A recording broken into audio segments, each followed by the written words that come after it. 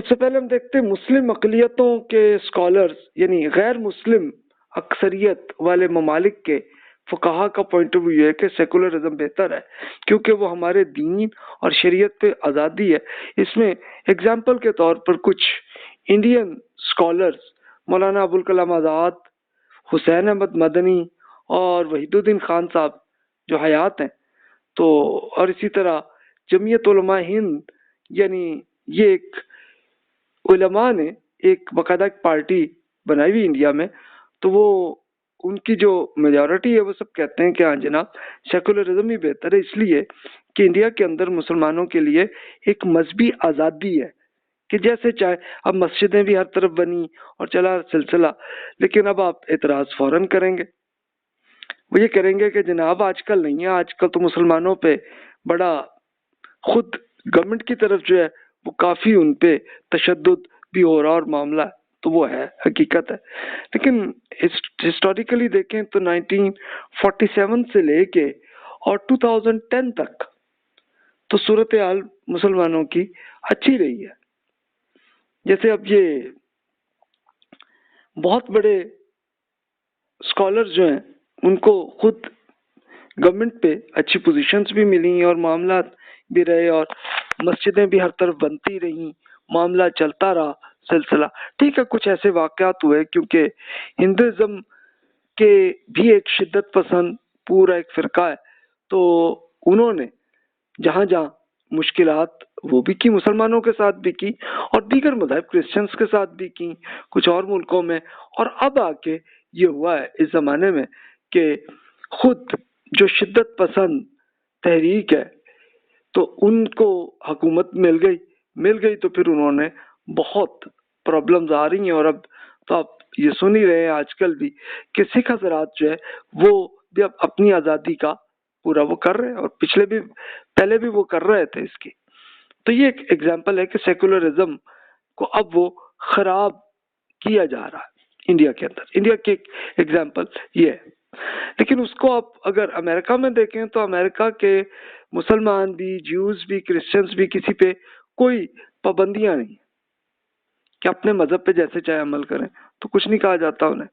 اور یورپ کے اندر آپ دیکھیں تو انگلینڈ کے اندر بڑی آزادی ہے نا، لیکن فرانس میں شریعت کے کچھ احکامات پہ پابندیاں ہیں، ویسا ہے معاملہ۔ اچھا، اور کنٹریز کے جرمن میں دیکھیں تو شاید بہتر حالت ہو، لیکن جو جرمن میں جو مسلمان بھائی رہ رہے ہیں وہ زیادہ بہتر بتا سکتے ہیں۔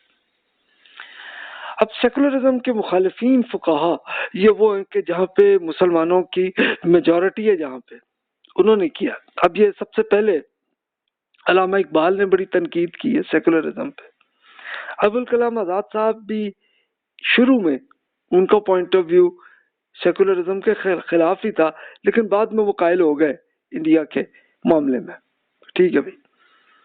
اور سید ابوالعلا مودودی صاحب نے بہت شدید تنقید جو ہے اصل میں انہوں نے لکھی ہے، تو میں انہی کے ارشادات آپ کے سامنے عرض کرتا ہوں، اور پھر آپ دیگر مذہبی اسکالرز نے جو جو بھی باتیں فرمائی ہیں تو وہ سب مودودی صاحب ہی کے کانسیپٹ سیم وہی آپ کو نظر آئے گا۔ تو کہتے ہیں کہ دین محض کوئی مذہب نہیں ہے بلکہ ایک مجموعی نظام زندگی ہے۔ سیکولرزم اگرچہ دین پر آزادی دیتے ہیں لیکن وہ اجتماعی نظام زندگی کو تبدیل کر دیتے ہیں۔ اس طرح انسان شریعت سے دور ہو جاتا ہے اور پھر ایمان سے بھی آہستہ آہستہ سٹیپ بائی سٹیپ دور ہو جاتا ہے۔ تو یہ ان کی تنقید ہے سیکولرزم پہ، اور اس کے لیے پھر وہ قرآن مجید کی کچھ آیات سے یہ ایک دلیل پیش کرتے ہیں۔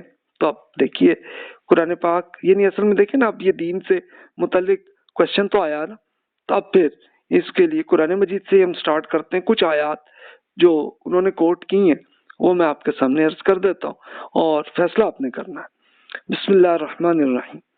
الذین ان مکناہم فی الارض اقاموا الصلاة وآتوا الزکاة وامروا بالمعروف ونہوا عن المنکر وللہ عاقبۃ الامور۔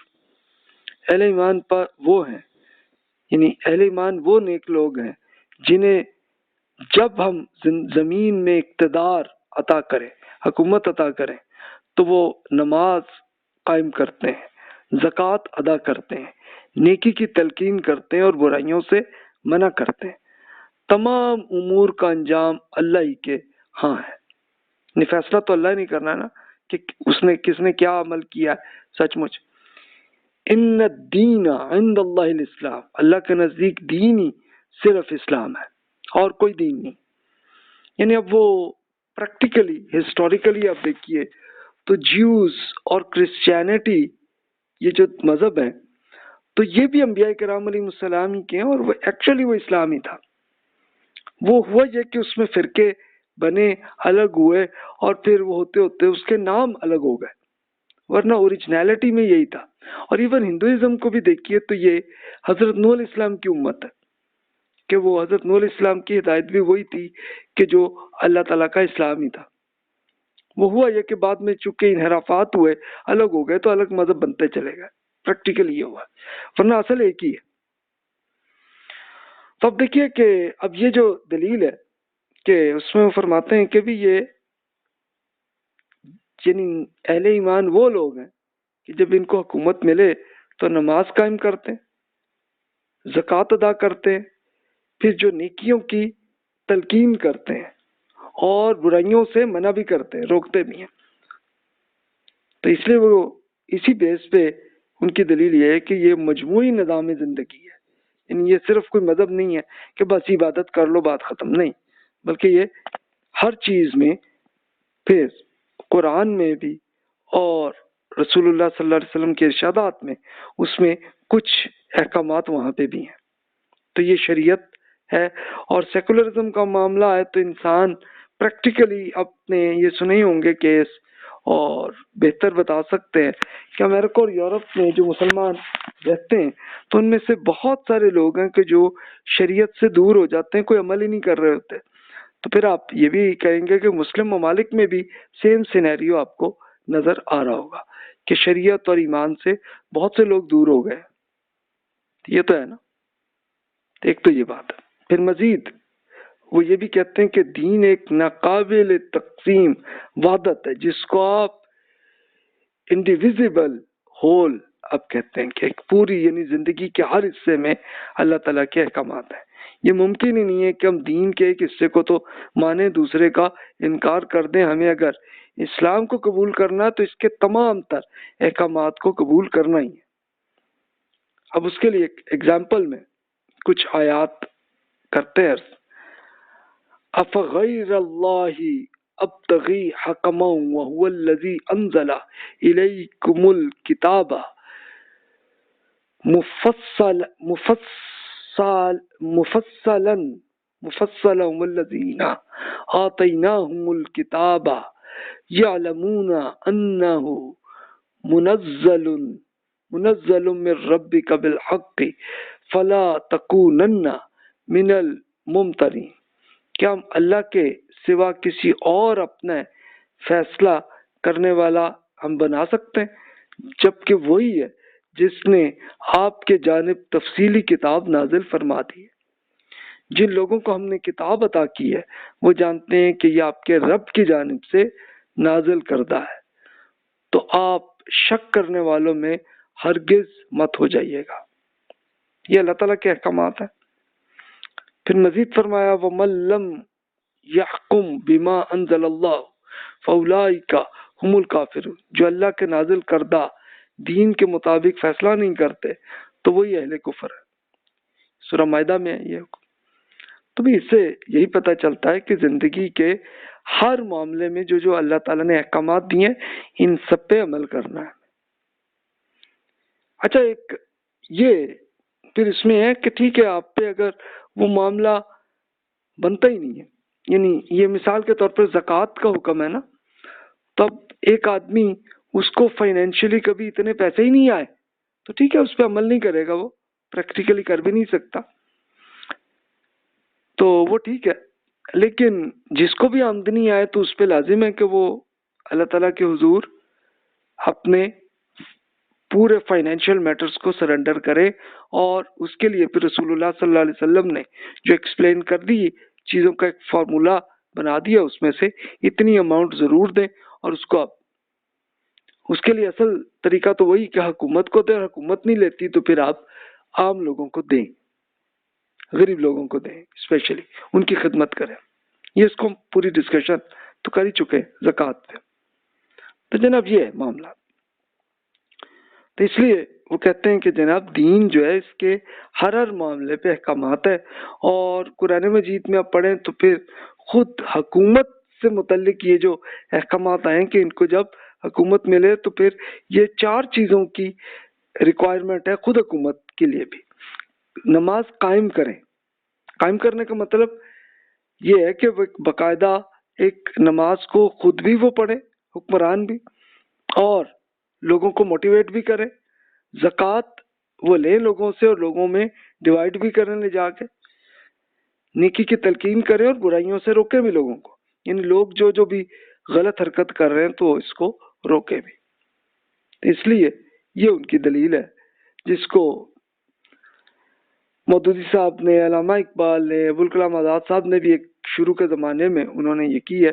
اچھا پھر انہوں نے پریکٹیکلی یہی سوچا کہ انڈیا کے اندر اب وہ حکومت مل ہی نہیں سکتی ہمیں، تو اسی بیسس پہ انہوں نے پھر کہا کہ بھی سیکولرزم ہی ہمارے لیے ہے کہ تاکہ ہم دین اور شریعت پہ عمل تو ہم کر سکیں نا. اس لیے ان کا پوائنٹ آف ویو اس لیے چینج ہوا. تو جناب یہ ایک اب فیصلہ آپ نے کرنا ہے. پھر مزید کچھ اور آیات بھی وہ پیش کرتے ہیں، وہاں سے بھی دیکھ لیں ہم حکم کیا ہے.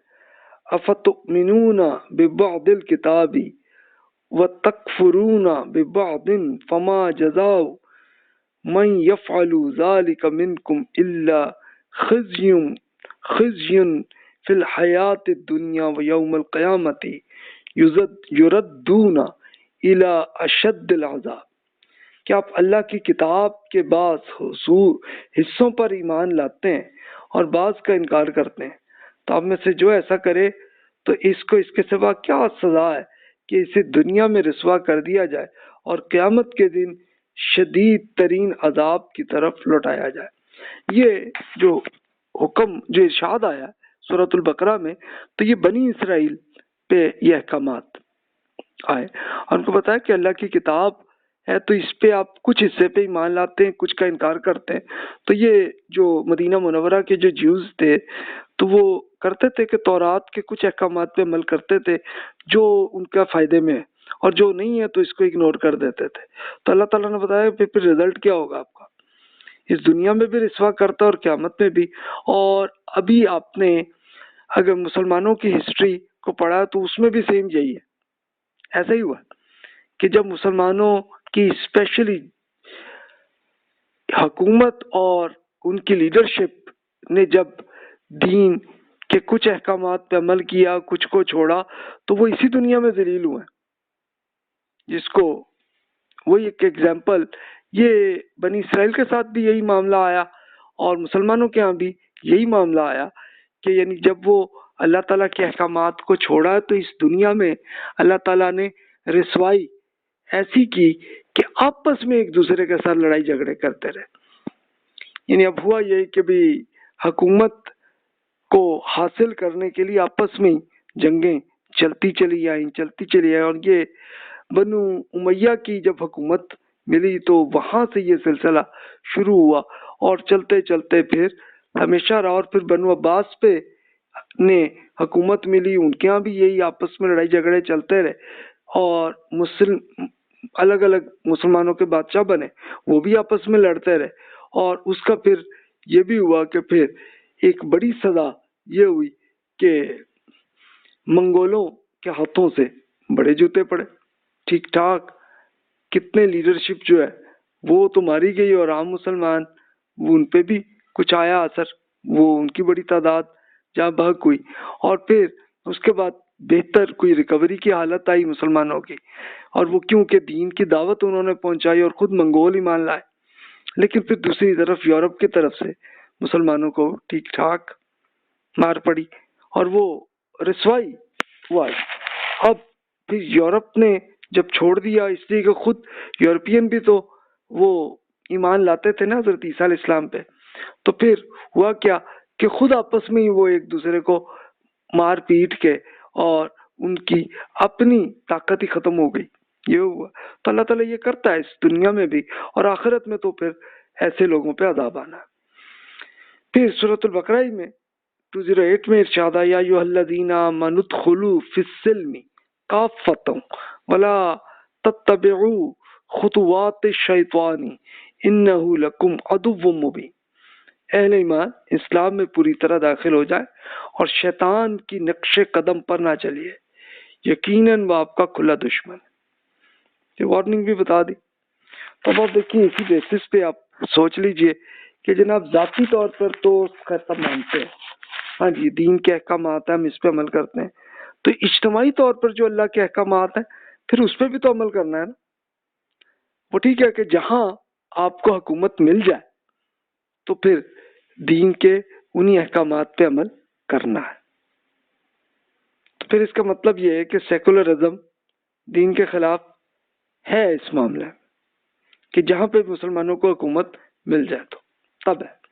اچھا جب مسلمانوں کو حکومت ہی نہیں مل رہی، کہ جیسے غیر مسلم میجورٹی والے ملک میں آپ رہ رہے ہیں، تو وہاں چلیں پھر جو حکومت سے متعلق جو احکامات ہیں وہ پریکٹیکلی نہیں ہوں گے، لیکن اور جتنے احکامات ہیں جیسے نماز ہے، زکوٰۃ ہے، حج ہے، عمرہ ہے، وہ سب پہ عمل کریں آپ. تو یہی اصل حکم ہے. اور پھر جہاں پہ آپ پہ اگر دین پہ جبر کیا جائے تو وہ قرآن مجید میں حکم ہے کہ جو آپ پہلے پڑھ چکے ہیں کہ جس میں آپ ہجرت کریں اگر آپ کے لیے پاسبل ہو، اور وہ نہیں ہو رہا تو پھر ٹھیک ہے کہ خاموشی سے چھپ کے آپ کریں دین پہ عمل. تو وہی ہے، وہ تو انڈیویجول معاملات پہ ہے. اجتماعی طور پر وہ یہی ہے کہ بھی آپ کو حکومت ملے تو پھر آپ یہ کریں عمل.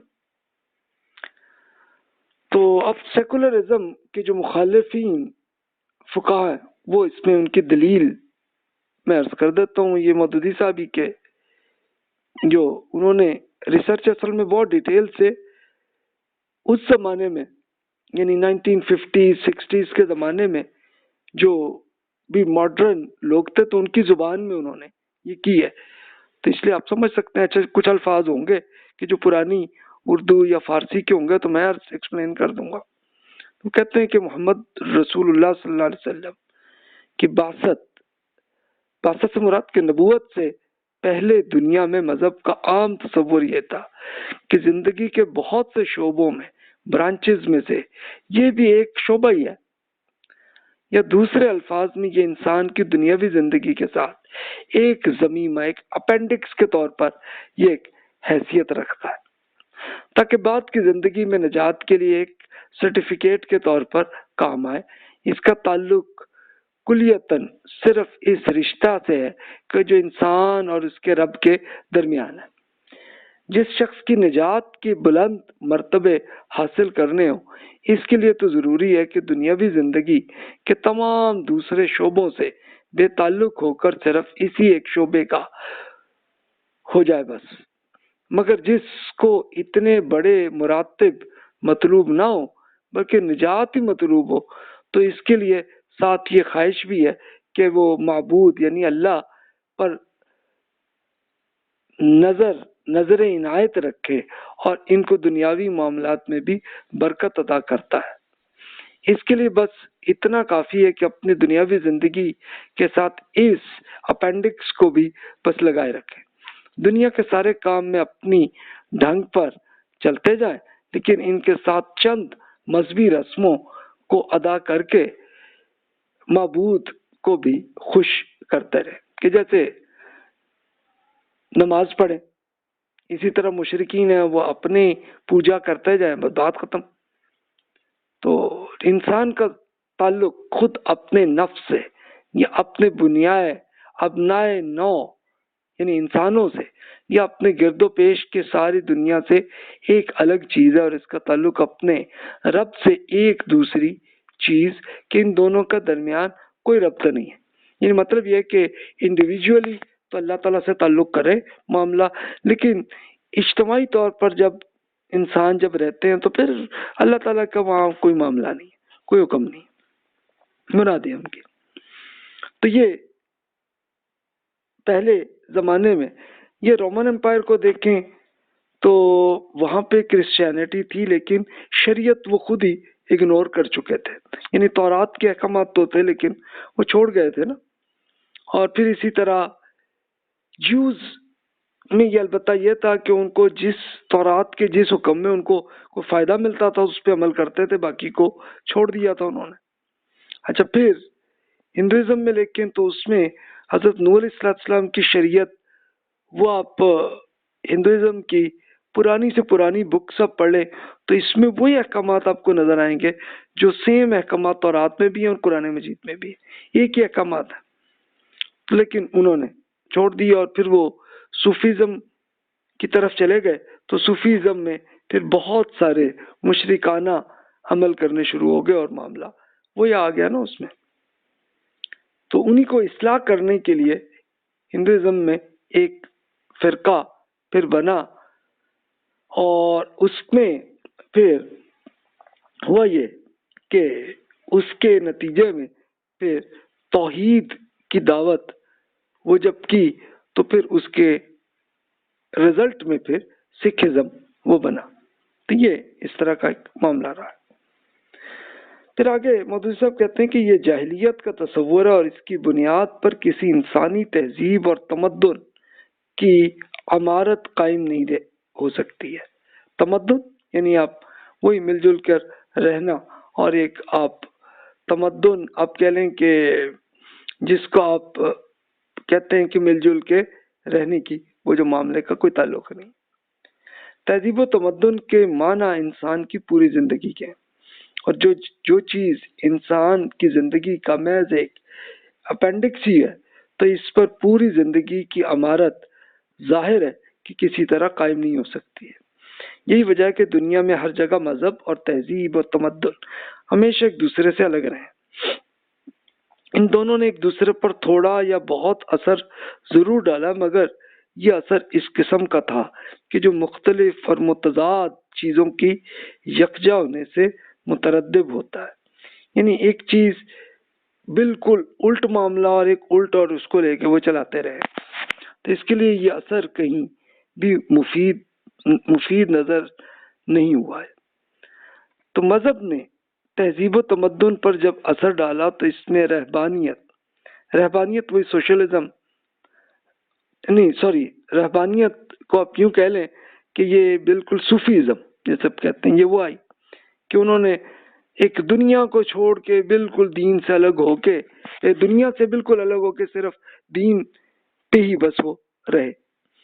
مادی علائق سے نفرت، یعنی یہ کیا ہے مادی علائق کہ ظاہر ہے کہ انسان میں جیسے یہ آ جاتی ہے نا ایک لالچ آ جاتا ہے انسان میں، تو اس سے تو نفرت آئی، اس سے دور ہو گئے وہ، ٹھیک ہے. لذات دنیاوی سے کراہت کہ دنیا کے ساری چیزوں کو انہوں نے چھوڑ دیا. عالم اسباب سے بے تعلق، یعنی دنیاوی معاملات کے ایک جو سائنس ٹیکنالوجی سب چھوڑ کے وہ چلے آئے. پھر انسانی تعلقات میں انفرادیت، تنافر اور تعصب کے عناصر داخل کر دیے. یعنی انفرادیت یعنی اکیلے رہنے کا یہ انسانوں میں یہ بھی آیا کہ نہیں جی وہ مل جل کے رہو بھی، اور یہ سیکولرزم پہ ہی چلو، یا پھر جس مذہب پہ جو آتا تھا تو تعصب وہ آیا انسان میں. تو یہ اثر کسی معنی میں بھی ترقی پر ورنہ تھا یہ، لیکن بلکہ دنیاوی ترقی کی راہ میں انسان کی ایک زنگ گراں تھا یہ. دوسری طرف تہذیب و تمدن جس کی بنیاد سراسر مادیت اور خواہشات نفس، یعنی جس پہ جو خواہش ہے بس اس پہ اتباع پر قائم رہا، تو مذہب پر جب کبھی اثر ڈالا تو اس کو گندا ہی کر دیا ہے نا. یعنی اس میں آپ کو بڑی اگزامپل جیوز کے ہاں بھی، کرسچنس میں بھی، مسلمانوں میں بھی، ہندوازم میں بھی، سب کے ہاں آپ کو نظر آئے گی کہ وہ ٹھیک ہے بس جناب کچھ ٹائم جا کے کچھ عبادت کر لی، لیکن باقی سب دنیا میں کہ جو دین کے احکامات ہیں ان کو چھوڑ دیتے ہیں. مثلا فراڈ کر لیا کوئی مسئلہ نہیں، اب وہ اگر سیکس کا شوق آیا تو جناب طریقے نکال لیے لوگوں نے اور وہ کرتے رہے. اس نے مذہب میں نفس پرستی کی ساری نجاسی داخل کر دی اور اس سے ہمیشہ یہ فائدہ اٹھانے کی کوشش کی کہ یار اس گندی اور بد سے بدتر چیز کو جسے نفس حاصل کرنا چاہتا ہے تو مذہبی تقدس کا جامعہ بھی پہنا دیا جائے تاکہ نہ خود اپنا ضمیر ملامت کرے نہ کوئی دوسرا اس کے خلاف کچھ کہے. اسی چیز کا اثر ہے کہ بعض مذاہب کی باتوں تک ہم کو لذت پرستی اور بے حیائی کے ایسے طریقے ملتے ہیں جن کو مذہبی دائرے کے باہر خود ان مذاہب کے پیرو بھی بد اخلاقی سے تعبیر کرنے والوں پر مجبور ہے. یہ آپ کو ہر مذہب کے لوگوں پہ آپ کو نظر آئیں گے کیس کہ خود عبادت گاہ میں بھی کچھ نہ کچھ یہ لذت پرستی بے حیائی اور یہ چیزیں آپ کو ایگزامپل نظر آئیں گی. مسلمانوں میں بھی اور دیگر مذاہب کے لوگوں کے ہاں بھی ایگزامپلز ملیں گی. اس کے لیے یوٹیوب میں بڑی آپ کو ایگزامپلز نظر آ جائیں گی، اس میں تو کچھ دیکھنے کی بھی ضرورت نہیں، نہ ہی دیکھیں تو اچھا. پھر مزید وہ کہتے ہیں کہ محمد صلی اللہ علیہ وسلم جس غرض کے لیے بھیجے گئے تھے تو اس کے سوا کچھ نہیں تھا کہ مذہب کے اس جاہلی تصور کو مٹا کر ایک عقلی اور فکری تصور پیش کریں، اور صرف پیش ہی نہ کریں بلکہ اس کی اساس پر تہذیب و تمدن کا ایک مکمل نظام قائم کر کے اور کامیابی کے ساتھ چلا کر دکھایا جائے کہ یعنی دنیاوی معاملات بھی اور دینی معاملات بھی مذہبی معاملات کو بھی اکٹھا کیا جائے.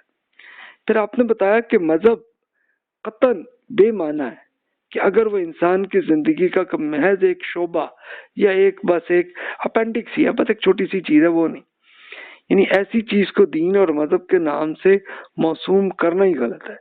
حقیقت میں دین وہ ہے کہ جو زندگی کا ایک جزو نہیں بلکہ تمام زندگی ہو، زندگی کے روح اور اس کی قوت محرکہ ہو. یعنی جو موٹیویشن آپ کی جہاں بنتی ہے تو وہ بھی دین کا حصہ ہو. فہم و شعور اور فکر و نظر ہو. صحیح اور غلط میں امتیاز کرنے میں ایک فرق بھی وہ کر سکیں کہ صحیح کیا اور غلط کیا، اور زندگی کے ہر میدان میں ہر قدم پر راہ راست اور راہ کج کے درمیان فرق کر کے دکھائیں.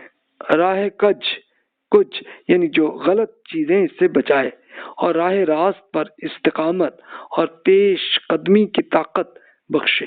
اور زندگی کے اس لا متناہی سفر میں جو اس دنیا سے لے کے آخرت تک مسلسل چلا جا رہا ہے تو انسان کو ہر مرحلے سے کامیابی اور سعادت کے ساتھ گزارے. یعنی زندگی کے ہر پہلو پہ زندگی میں جو بھی ہوتا ہے یہ سب اس کا رزلٹ آخرت میں ہونا ہے، تو اس لیے اس سب کے لیے انسان تیار ہو. تو پھر مزید وہ کہتے ہیں کہ اسی مذہب کا نام اسلام ہے. یہ زندگی کا کچھ محض جسٹ ایک انڈیکس نہیں ہے بس، بلکہ ضمیمہ نہیں ہے، بلکہ بننے کے لیے نہیں ہے، بلکہ اس کے آنے کا مقصد ہی فوت ہو جاتا ہے. اگر اس کو بھی پرانے جاہلی تصور کی ماتحت ایک ضمیمہ زندگی قرار دے دیا جائے تو جس قدر خدا اور انسان کے تعلق سے بحث کرتا ہے تو اسی قدر انسان اور انسان کے تعلق سے بھی کرتا ہے، اور اسی قدر انسان اور ساری کائنات کے تعلق سے بھی.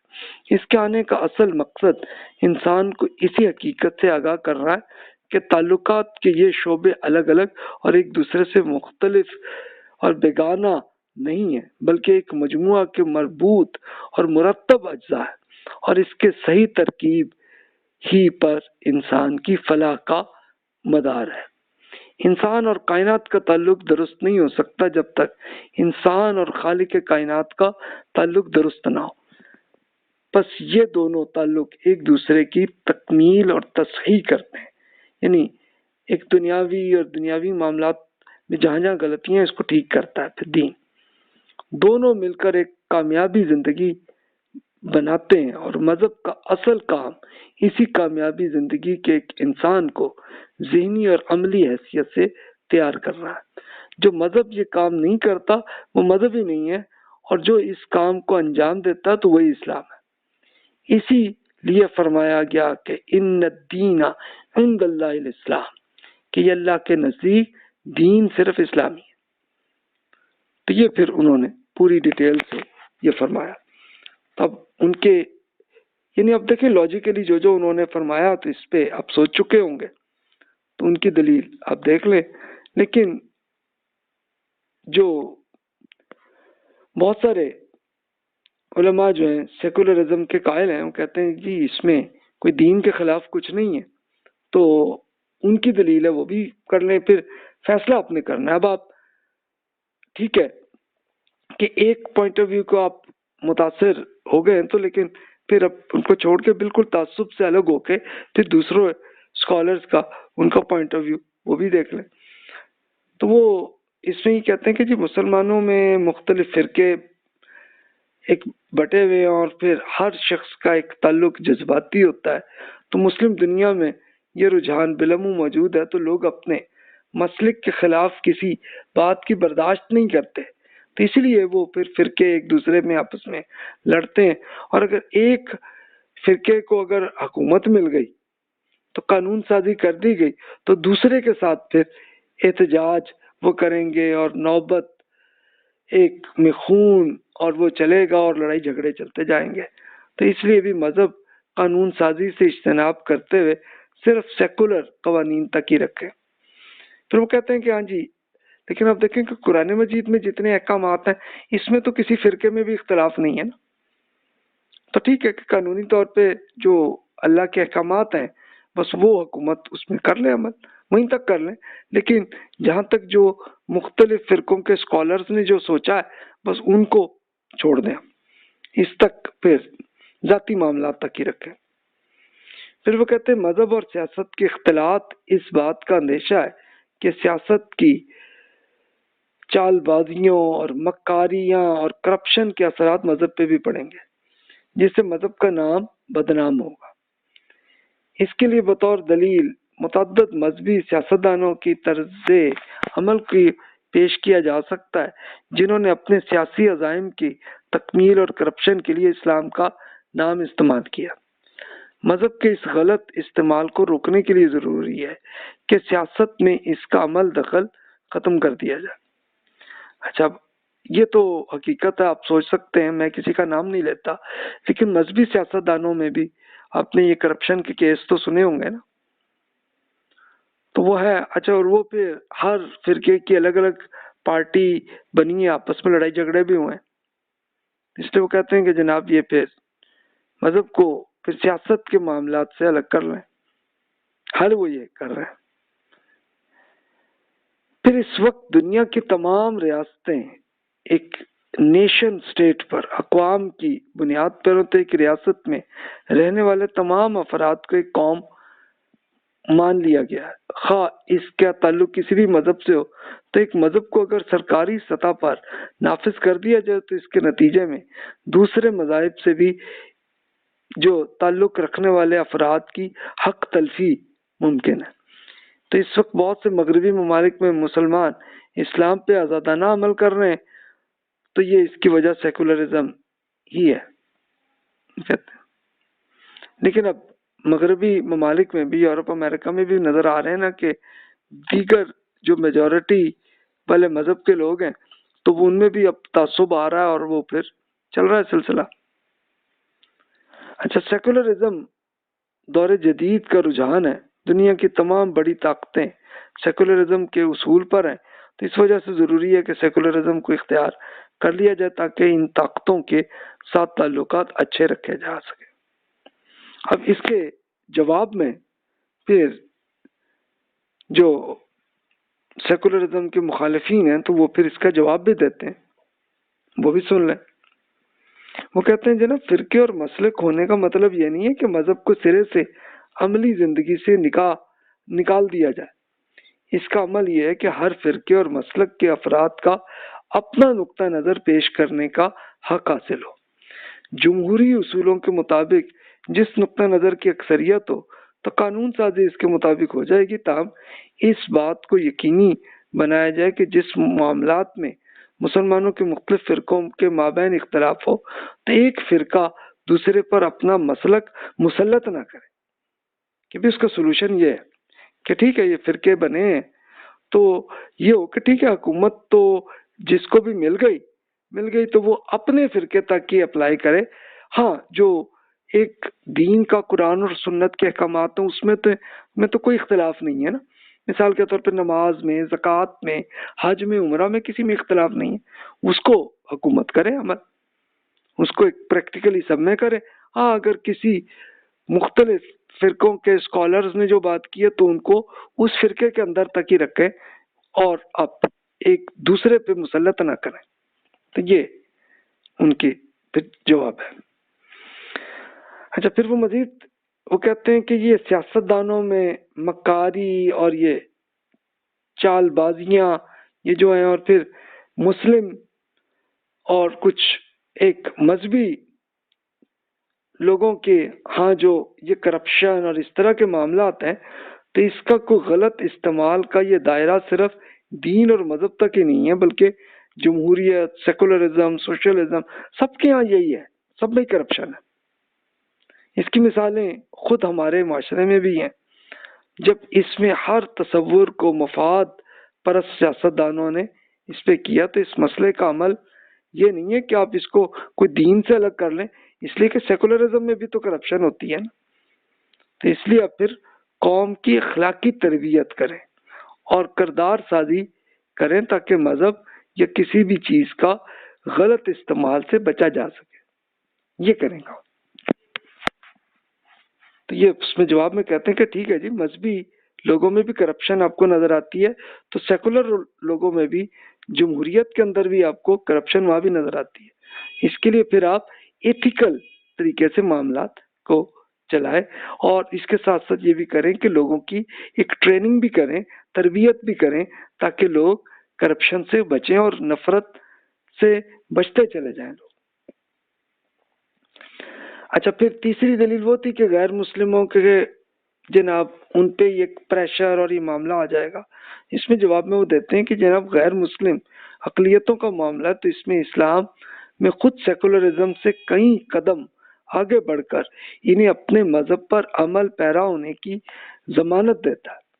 ایک اسلامی ریاست کے لیے یہ جائز نہیں ہے کہ کسی غیر مسلم پر اسلام کو زبردستی مسلط کریں.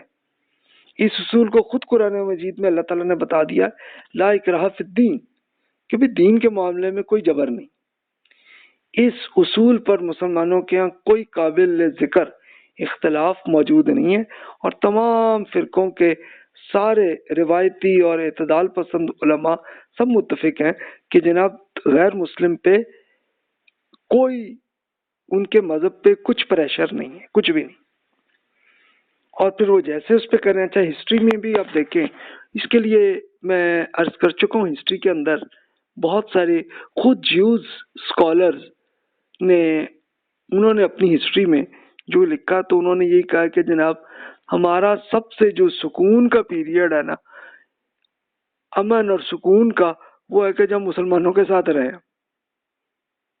کہ اس میں کوئی مذہبی کوئی جبر نہیں، بلکہ مسلمانوں نے تو یہ کیا کہ مسلمانوں کا کہ اگر مثال کے طور پہ جیوز کا آپس میں کوئی لڑائی جھگڑا ہے تو اس کے لیے پھر وہ یہ کرتے تھے کہ خود جیوز کے جج بناتے تھے کہ ہاں جی وہی فیصلہ اس میں کریں. کرسچنس میں کچھ کرسچنس کے آپس میں کوئی اختلاف، کچھ لڑائی جھگڑا تو انہی کے جج جو ہیں وہی فیصلہ کرتے ہوتے تھے، تو مسلمان کوئی مسلط نہیں کرتے تھے. اس کے لیے وہ ایک ایگزامپل مجھے یاد آئی کہ جس وقت یروشلم فتح ہوا تو اس زمانے میں ابھی وہ فتح نہیں ہوا تھا، تو خود کرسچنز اسکالرز نے مسلمانوں کی ملٹری سے کہا کہ جناب آپ کے خلیفہ آ جائیں نا تو بغیر جنگ کے ہم خود سرنڈر کر دیتے ہیں. تو اب مسلمانوں نے کوئی جنگ نہیں کی، کچھ نہیں کیا، بلکہ خلیفہ عمر رضی اللہ تعالیٰ تھے تو ان کو بتائی بات تو انہوں نے کہا ٹھیک ہے وہ خود تشریف لے آئے. اور جب وہ آئے تو اب وہ پوری نیگوسیشن کرسچنز کے سارے اسکالر سے کی، تو کرتے کرتے اس میں بھی جو گفتگو چل رہی تھی تو بیچ میں نماز کا آیا، تو انہوں نے کہا کہ بھی ٹھہرو بھی ذرا میں نماز پڑھ لوں. تو اب کرسچنس نے کہا کہ جناب یہ چرچ جو ہے یہ اللہ کی عبادت گاہ، پڑھے نماز اس میں، یہ اسی کے لیے. تو عمر رضی اللہ تعالیٰ نے فرمایا کہ بھئی بس مجھے یہی ایک خطرہ ہے کہ بعد میں کئی نسل بعد کوئی مسلمان یہ نہ کہیں کہ یار ہمارے خلیفہ نے نماز پڑھی تھی، آپ کے اس چرچ پہ قبضہ کر لیں، تو اس لیے میں یہ نہیں کروں گا. تو اس لیے انہوں نے پھر چرچ کے باہر زمین میں انہوں نے نماز وہاں پڑھی تاکہ آپ کا جو چرچ ہے اس پہ کوئی قبضہ نہ کرے. اس لیے میں یہ کی. تب وہ کرسچنز جو ہیں وہ اتنے پھر متاثر ہوئے اور سب ایگریمنٹ وہ کیا اور اس پہ سائن کر لیے، اور وہ پھر جب تک مسلمانوں کی حکومت یروشلم میں رہی ہے اسی پہ عمل کرتے رہے. پھر دنیا کی دیگر اقوام سے تعلق کا معاملہ سیکولرزم نہیں ہے بلکہ مفادات کی بنیاد پر ہی ہوتا ہے. یہ جو دلیل تھی نا کہ جس میں یہ کہتے ہیں کہ جناب پوری دنیا میں سیکولرزم ہو رہا ہے اور یہ معاملہ تو یہی اس کا حل ہے تاکہ دنیا میں جنگیں نہ ہوں اور یہ معاملات تعلقات اچھے ہوں. وہ کہتے ہیں جناب اس میں یہ سیکولرزم کا حل نہیں ہے بلکہ اس میں صرف ہر ملک کی حکومتوں کے آپس میں جو مفاد ہوتے ہیں اسی بیسس پہ جنگیں ہوتی ہیں. اس کا نہ مذہب سے کوئی تعلق ہے جنگوں کا اور نہ کسی اور سے. تو دنیا کے متعدد ایسی ریاستیں جو مذہبی ہیں لیکن ان کے تعلقات بڑی طاقتوں سے اچھے ہیں ان کے. جیسے آپ وہ بھی دیکھ سکتے ہیں کہ جیسے اب مڈل ایسٹ کو آپ دیکھ لیں تو اس میں پوری مذہبی حکومتیں بنی ہوئی ہیں لیکن ان کا کوئی غیر مسلموں سے کوئی وہ لڑائی جھگڑا کچھ ایسا نہیں. تو جناب جس کے جب مفادات کا فرق آتا ہے وہیں پہ جنگ ہوتی ہے. تو یہ سیکولرزم کا حل نہیں. تو جناب بہرحال دونوں کے پوائنٹ آف ویو آپ نے سن لی ہے، فیصلہ اب آپ نے کرنا ہے.